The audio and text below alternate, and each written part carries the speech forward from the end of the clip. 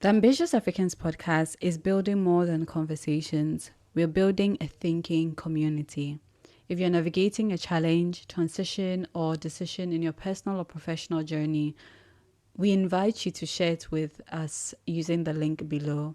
Selected reflections will be discussed in future episodes where other listeners will offer their perspective, insights, and lived experiences. This is not about having it all figured out. It's about learning out loud, hearing different viewpoints, and lightening the mental load by thinking together. Your submission can be anonymous, and the goal is perspective, not judgment.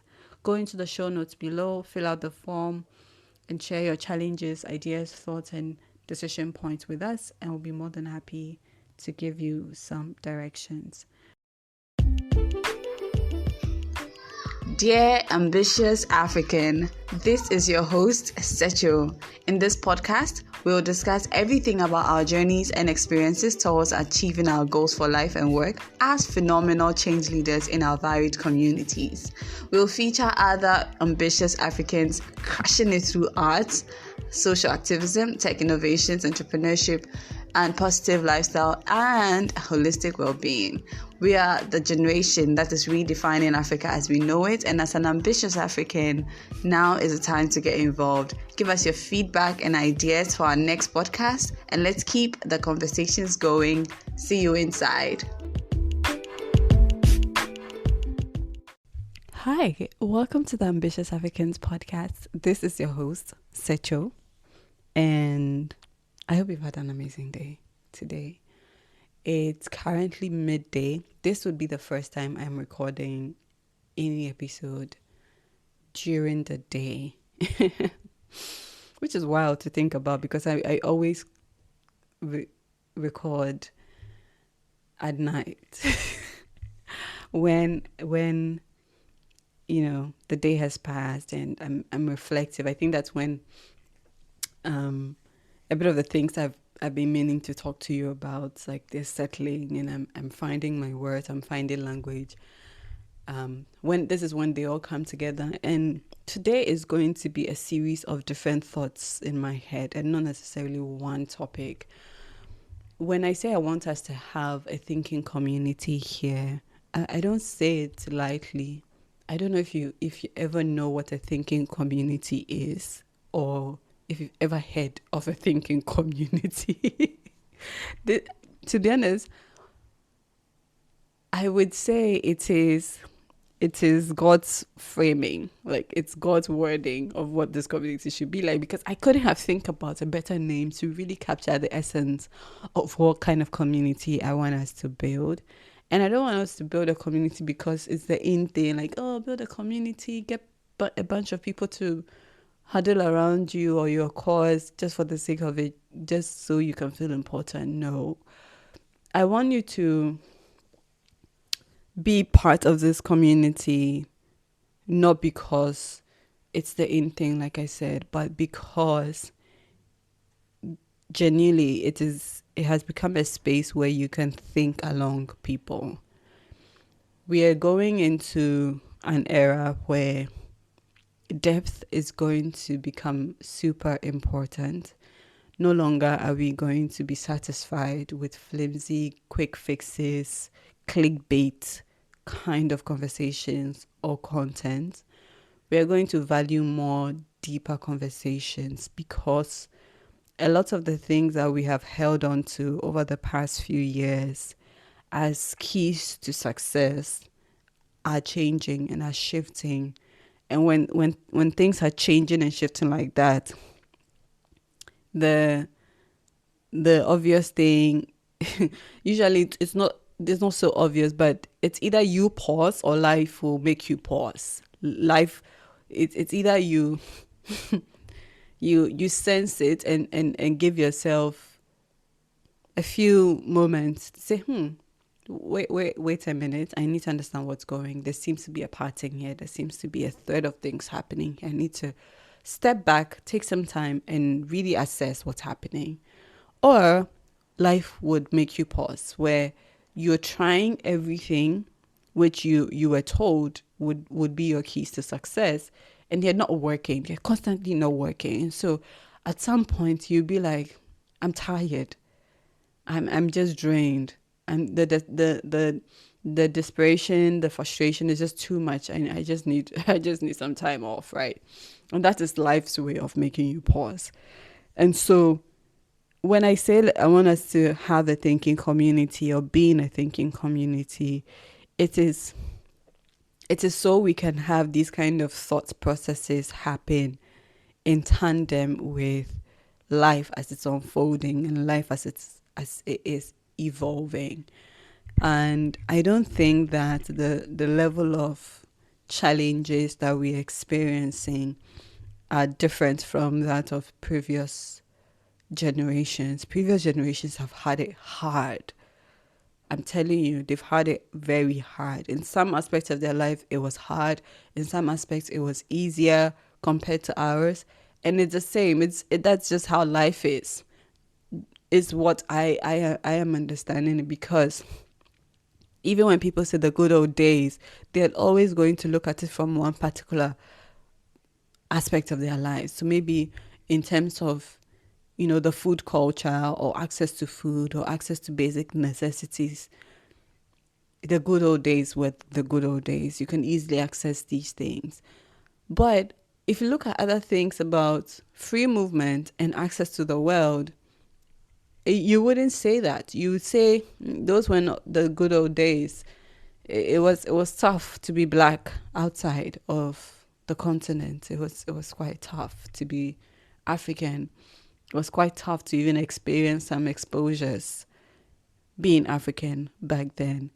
Or think about, post-independence societies.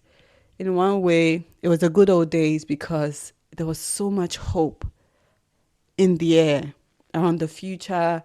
Black people are going to regain the dignity and respect they deserve, and life was going to be on our own terms, right?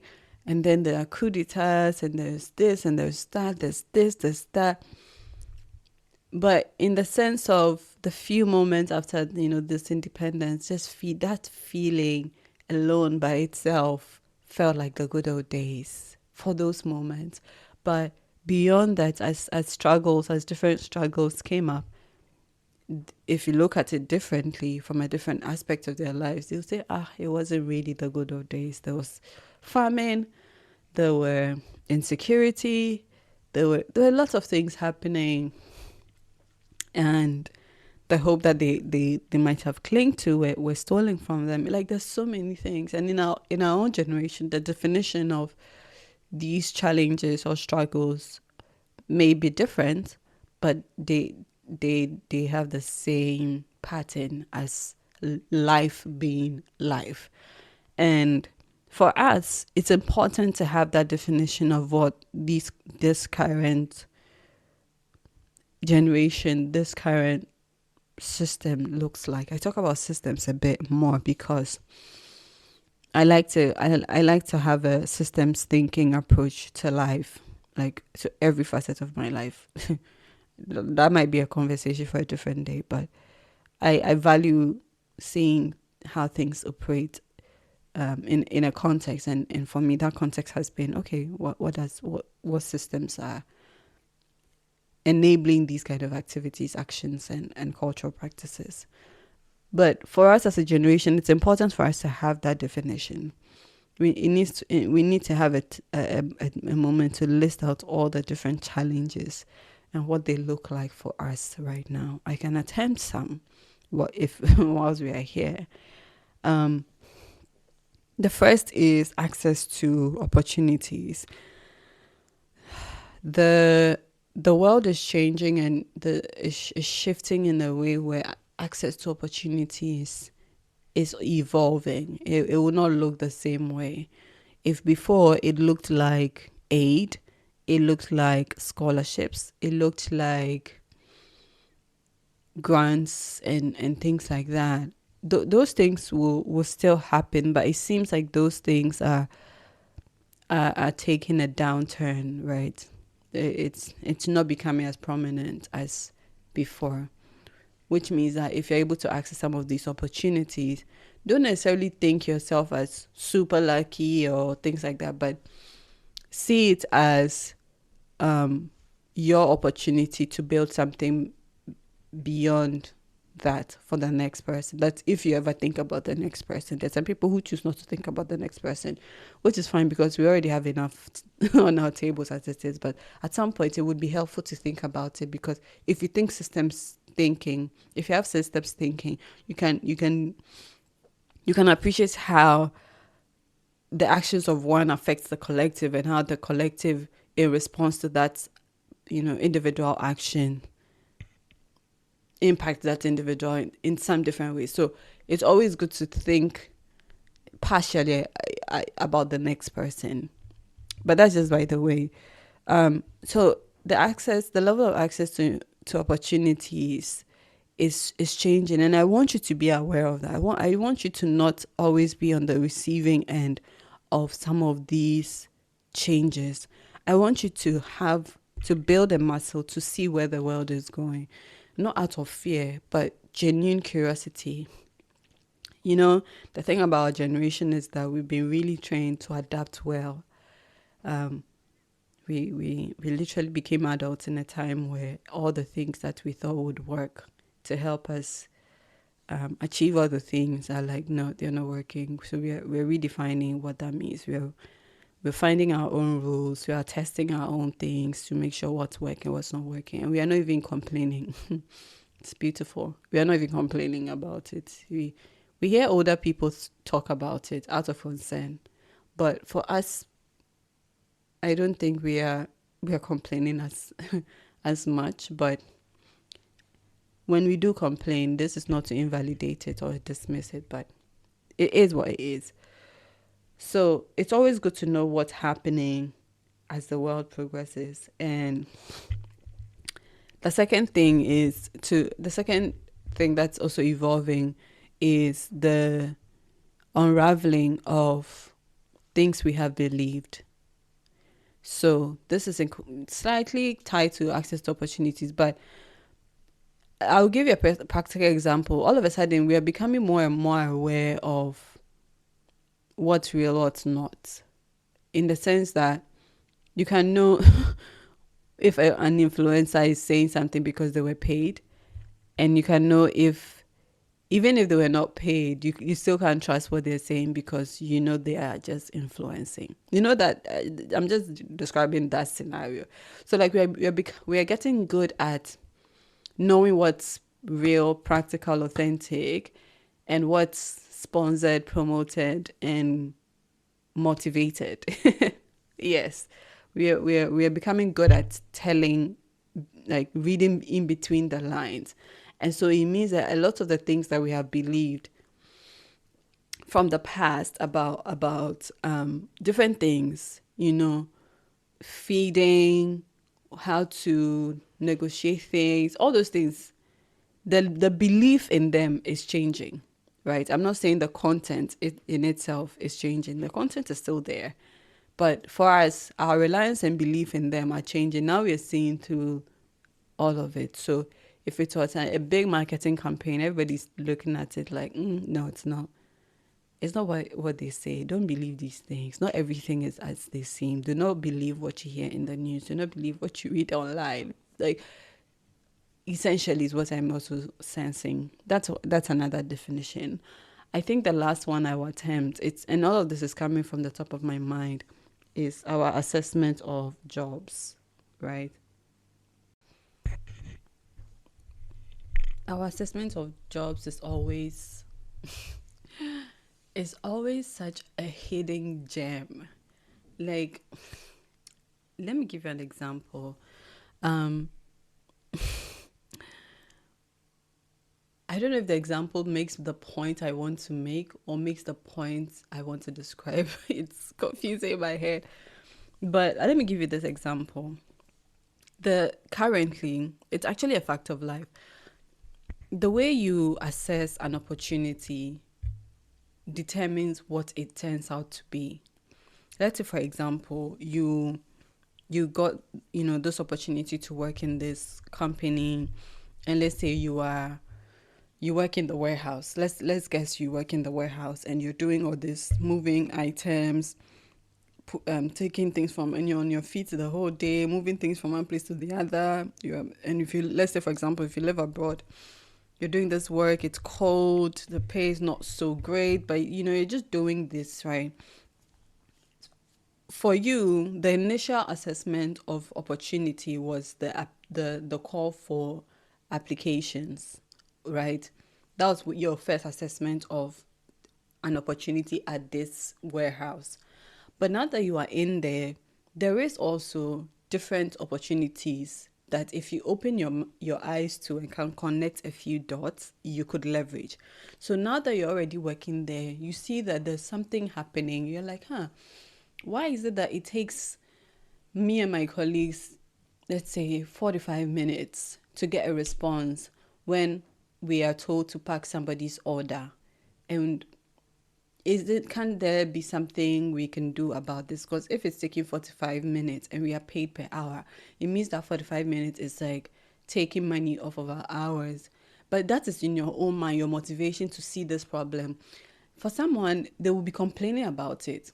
Someone will be like, these people say they pay us per hour, but then whenever the orders come, it takes 45 minutes for them to respond on the specifications, and so we are always getting paid small hours, which is fine. Another person who can see an opportunity will see this same problem and be like, oh, okay, I think I can, propose a solution, and you might never know, it might be an opportunity for me to move from the warehouse to work as a clerk or something. I don't know. So you think of it that way, and then you say, okay, let me just at least have a conversation with the floor manager and say, oh, I've noticed it takes 45 minutes to receive order specifications.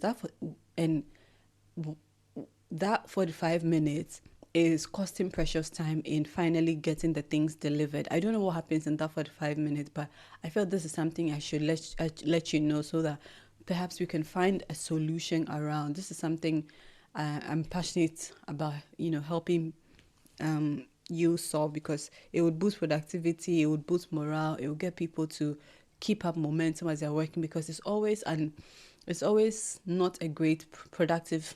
We are not able to do so much if orders comes in and out, and then it's like there's this 45 minutes window where we are literally like doing not so much. It just breaks momentum and we can't get a lot done.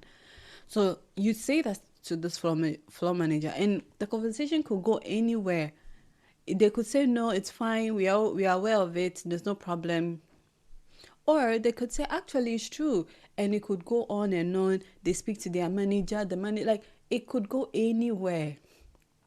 And this wasn't something they told you front facing externally that this is an opportunity, but because you're able to see these things, you're able to assess opportunities. And that is the point, that the way we can assess opportunity in and of itself, that entire skill and that entire perspective is also changing. And so for you, your priority is first understanding that access to opportunities is changing. Two, the belief systems, what we have believed about succeeding, getting things done, and all these things is also changing. If you combine the two, then it should take you to the third point, which is your assessment of opportunities is also something that is evolving as a result of these two dynamics. So now people's belief systems on even providing these opportunities is changing. So the way they are going to even give you access to the opportunities is changing. And so for you, your ability to assess new opportunities, fresh opportunities, unthought of opportunities is now going to be the new skill you have to design for yourself. And one thing I love about us being Africans is that we are resourceful. I feel like Africans are one of the hardest people to sell to, but then once you sell to them and they love you for a long time until you flop, and then they give you a warning. But like when Africans love you, they love you for a long time. That is my own assessment of it. Obviously, because I'm African, I know my people. Yes. But I also do value how the difficulty in selling to us is based on our resourcefulness. There are lots of things we can do for ourselves. because we've been put in situations where we didn't throw money at our problems because there was no money to throw at the problems.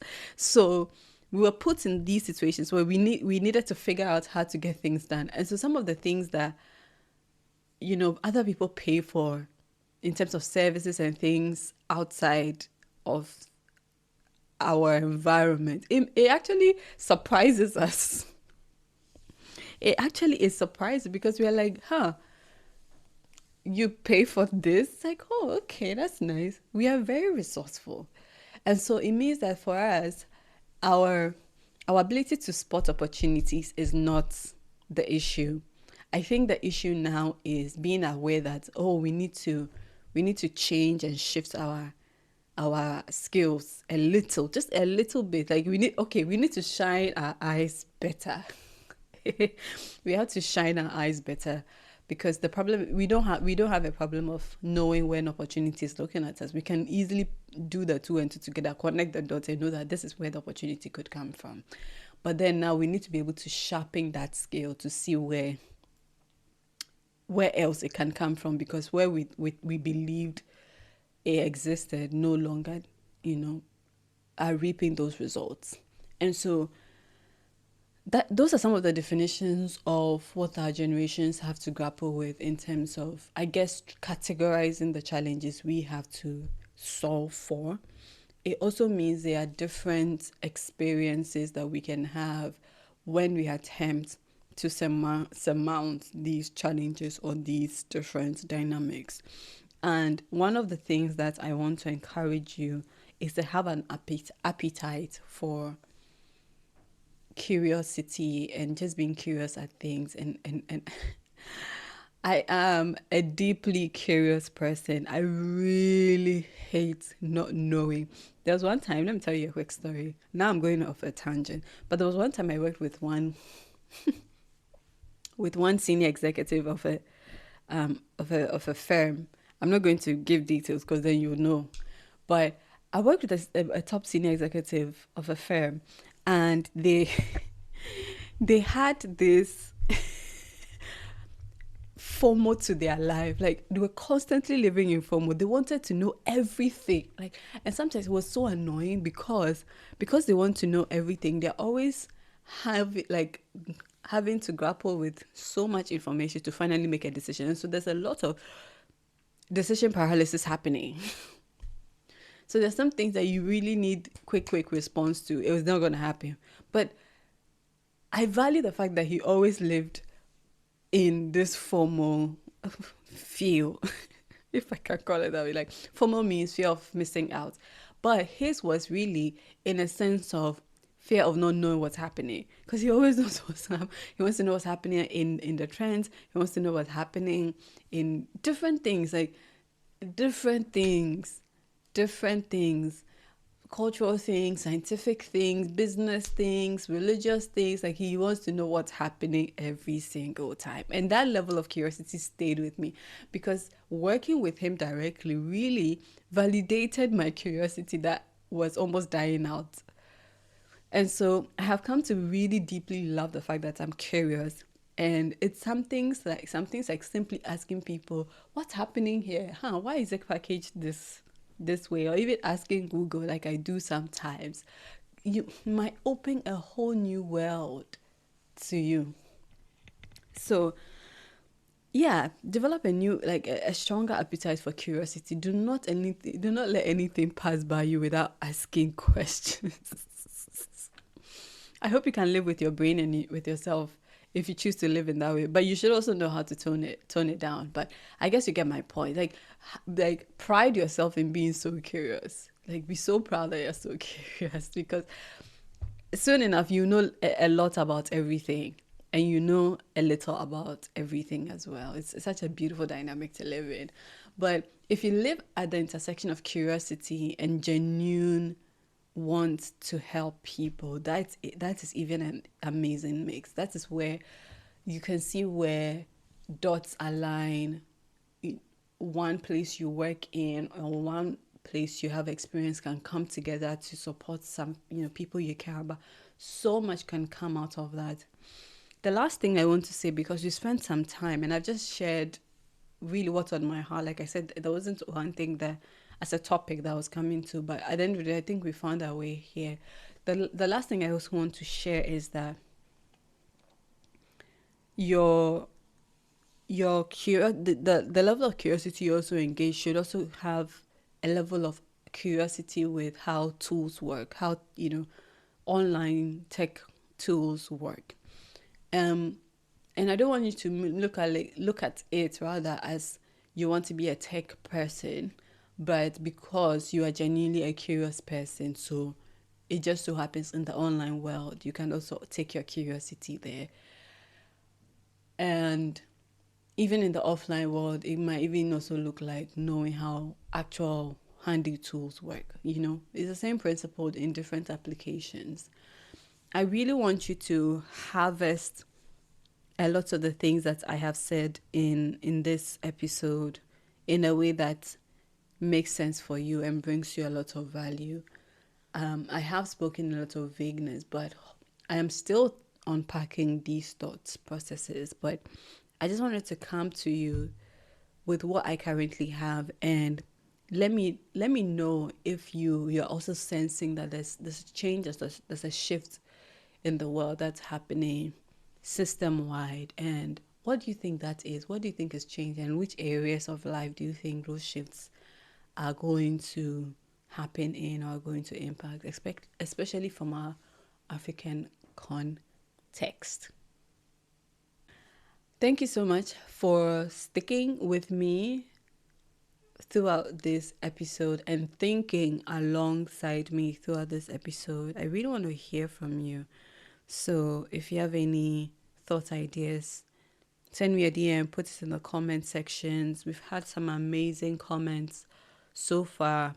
And in the next episode, I'm going to go through some of them so that you can see how much your comments and engagement are really meant to me.